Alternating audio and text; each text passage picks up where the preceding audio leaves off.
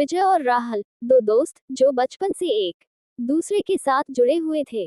वे एक छोटे से गांव में रहते थे जहां की खूबसूरती और शांति का आनंद उन्हें हमेशा मिलता था। उनकी दोस्ती में एक अजीब सी बात थी, जैसे कि वे एक दूसरे के साथ होते ही बोरियत खत्म हो जाती। एक दिन विजय को नगर में अपने परिवार के साथ अपने चाचा की शादी में जाना था। वह बिना किसी उम्मीद में राहुल के साथ गया था।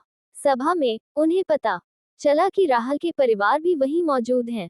विजय ने राहुल को देखते ही उनके पास जाकर उन्हें अपनी दोस्ती याद दिलाई। वे दोनों मिलकर शादी के मजे लेने लगे। लेकिन रात के अंत में जब सभी लोग अपने अपने की ओर बढ़ने लगे, विजय और राहुल ने अपनी दोस्ती की यादों का एक विजय और राहुल, दो दोस्त जो बचपन से एक दूसरे के साथ जुड़े हुए थे।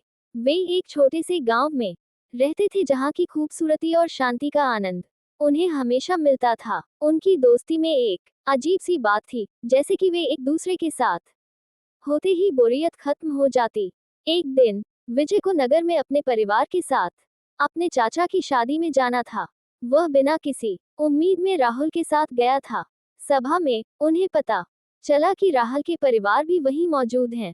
विजय ने राहुल को देखते ही उनके पास जाकर उन्हें अपनी दोस्ती याद दिलाई। वे दोनों मिलकर शादी के मजे लेने लगे। लेकिन रात के अंत में जब सभी लोग अपने अपने की ओर बढ़ने लगे, विजय और राहुल ने अपनी दोस्ती की यादों का एक अद्वितीय पलायन किया। अगले साल विजय का परिवार नगर में अपने चाचा की शादी में फिर से गया।